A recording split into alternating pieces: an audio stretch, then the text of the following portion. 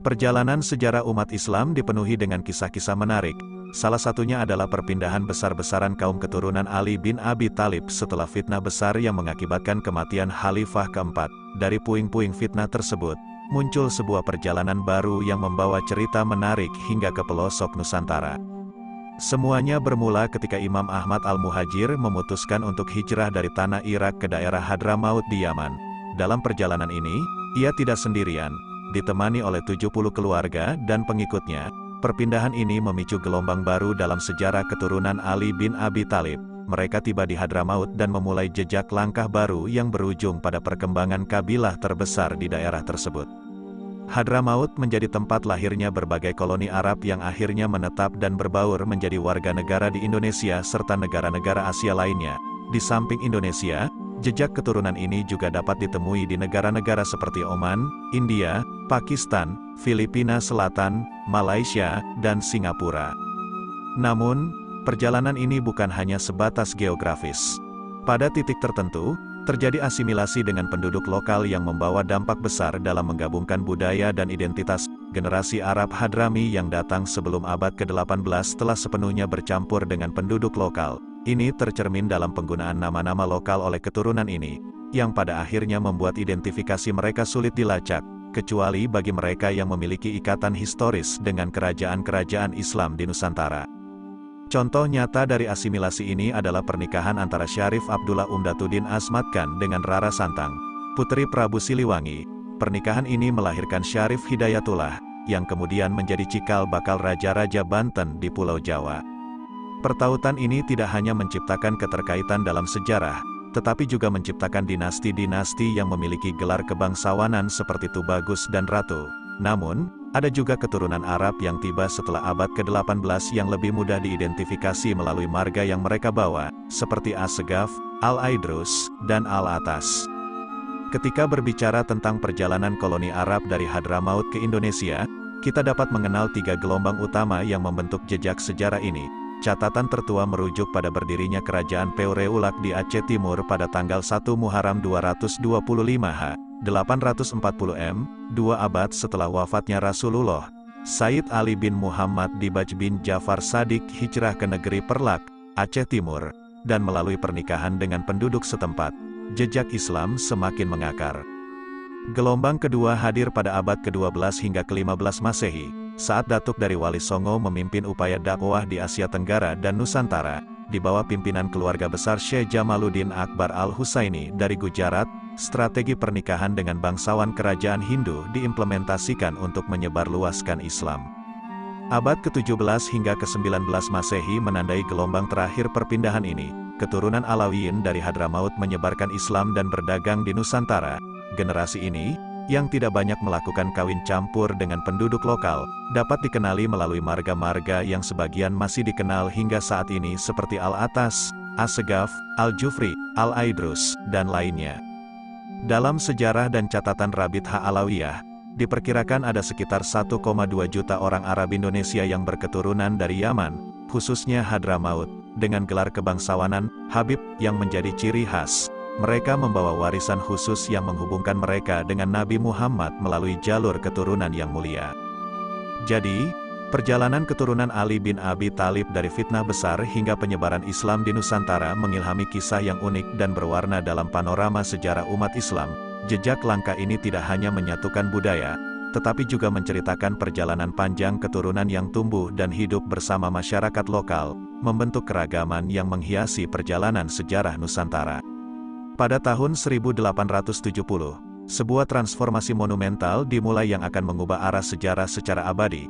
Terusan Suez, keajaiban teknik, membuka pintunya, memungkinkan kapal-kapal berlayar langsung dari Eropa ke timur, termasuk Hindia Belanda, sekarang Indonesia. Peristiwa penting ini memicu serangkaian perkembangan yang menandai awal era baru bagi kawasan ini.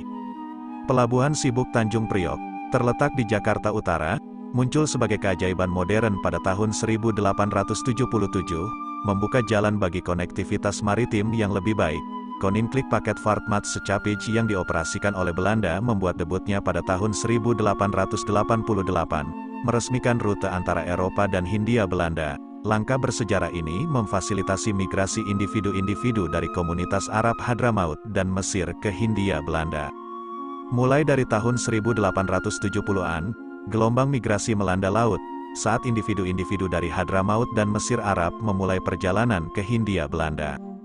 Tradisi memainkan peran dalam membentuk demografi, karena banyak yang melakukan perjalanan tanpa keluarga mereka, mengikuti keyakinan bahwa perempuan sebaiknya tidak melakukan perjalanan jauh melalui laut. Migrasi ini menyaksikan lahirnya generasi baru, dengan tokoh-tokoh menonjol seperti Abdurrahman Baswedan, lahir di Surabaya pada tahun 1908, kakek dari Anies Baswedan, dan Syekh Albar, lahir di Surabaya pada tahun 1914, ayah dari Ahmad Albar.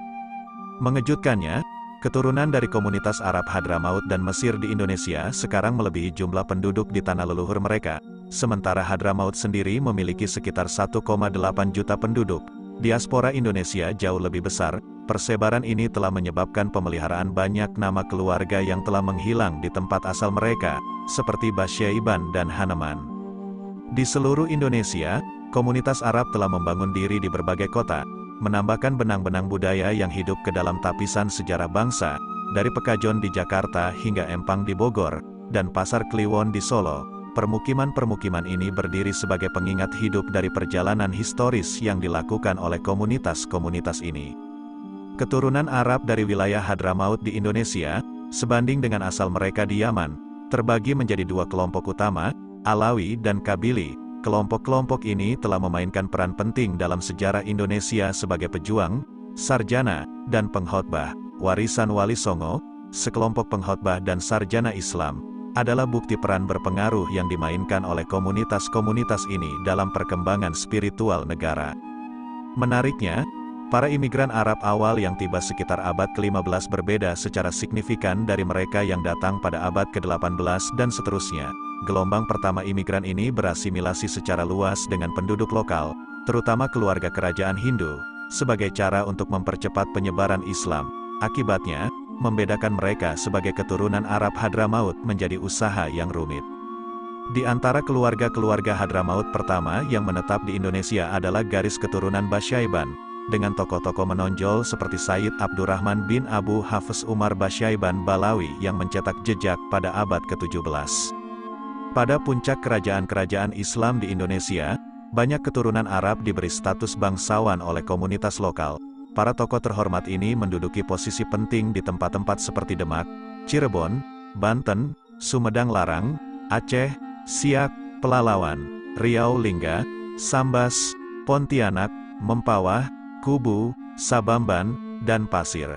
Lebih dari itu, keturunan Arab telah lama menjadi pedagang, berkontribusi pada kain keragaman kepulauan Indonesia. Saat abad ke-18 dimulai, imigran Arab dari wilayah Hadramaut tiba dengan nama keluarga unik yang telah terbentuk pada abad ke-16 dan ke-17. Berbeda dengan pendahulunya, mereka mempertahankan identitas yang khas, menjauhkan diri dari perkawinan campur dengan penduduk lokal. Warisan abadi ini tetap dapat dikenali melalui nama keluarga yang unik. Keturunan Arab Indonesia terus berperan aktif dalam berbagai aspek kehidupan, terutama dalam bidang spiritual Islam dan masyarakat luas. Perjalanan mereka yang luar biasa, ditandai oleh migrasi dan adaptasi, menjadi bukti hubungan yang langgeng antara kepulauan Indonesia dan dunia Arab.